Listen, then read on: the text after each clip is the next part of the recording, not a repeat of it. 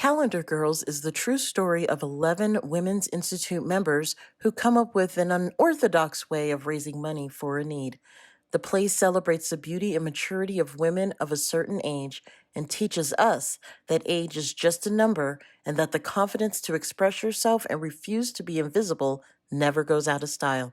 Tonight we have Carolyn Hogan and Stephanie Jones from the production to tell us more. Carolyn and Stephanie, thank you so much for joining me today. I am so excited about your new production, Calendar Girls. So I want to start by asking, what was it about this production that caught the Adobe's eye? You know, I think there are two main reasons. This is such a lovely, lovely script. It's funny, it's heartwarming, it's touching, and it's based on a true story. So it really says something to the world about what women can do.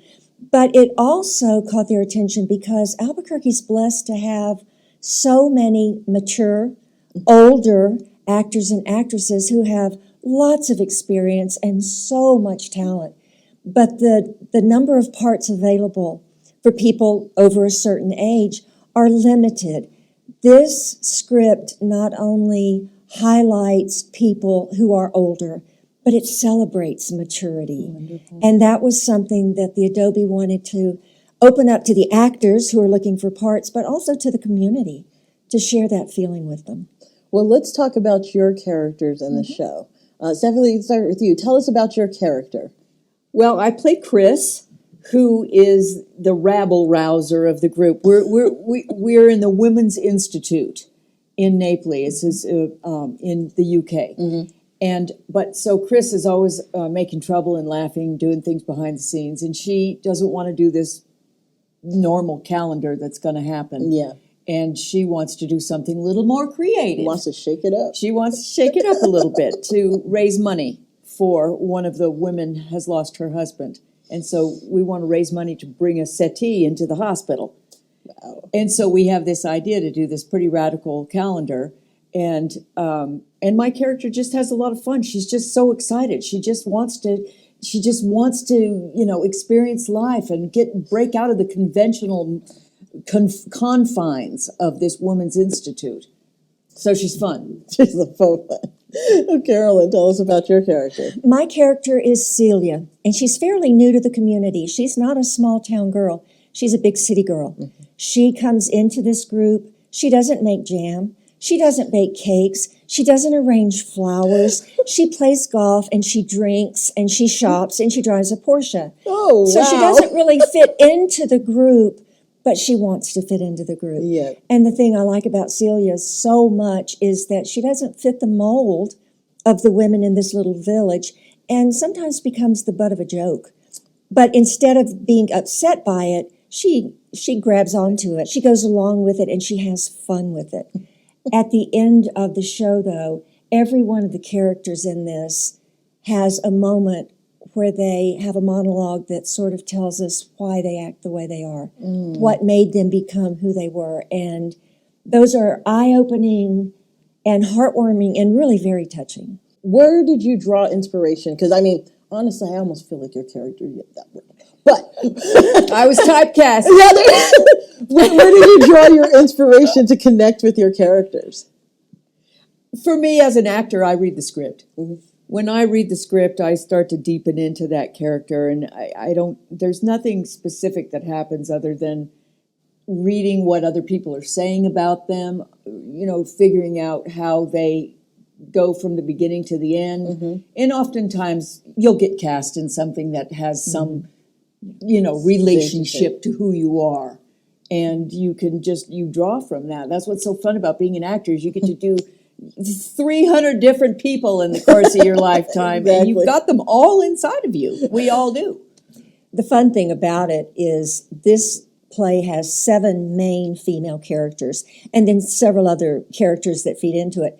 But the 7 of us, as we are working together, we may have certain parts of our own personality that we're bringing into the character, but the other ones are tapping into something they see in us and pulling different aspects of that character out that I know I'm always surprised by some of the things I do. But it's natural when you're working with a tight cast who back up each other. So let's talk about the cast. I want to ask the camaraderie. How has it been working? 7 different vibes going on that stage. What's it been like working with the cast? It's a great ensemble cast. Everybody is super engaged. Everybody is really conscious, really awake, really present, giving a lot of different collaborative ideas. Right. We all are really blessed to be in it. We feel like it's a benefit because also it's very challenging. This play is challenging for women of our age because we're not going to do a spoiler alert, but there's a big reveal, and it's a challenge, and everybody is really taking that on and having a super fun time with it. Wow. And we're enjoying each other.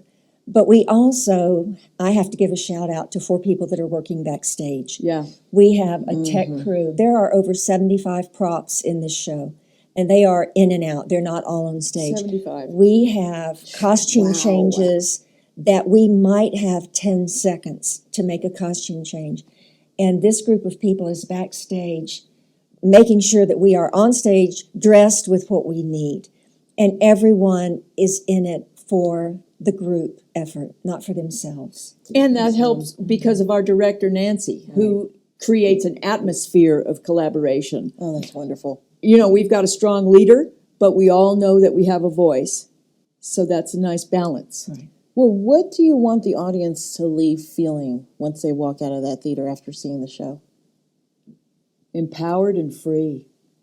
Empowered and free to be themselves, to be creative, to go outside the box, to follow their heart when they have an idea, and to know anything's possible. No matter what their age. No matter what their age. One of the characters in her monologue talks about one of the saddest things is when the people who have the least amount of time left on earth do nothing with it. Mm-hmm. And this shows people that keep going, keep moving, keep embracing and enjoying.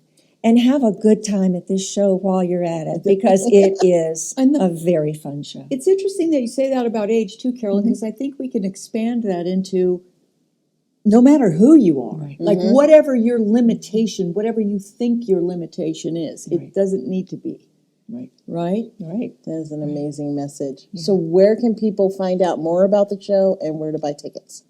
Well, the adobetheater.org is our website. You can go on to the website and look. We open on September 1st and we close September 30th. So we have Friday night, Saturday night shows and Sunday afternoon matinees. But there's also a Saturday matinee and a Thursday evening show thrown in. Wonderful. Tickets are selling pretty fast.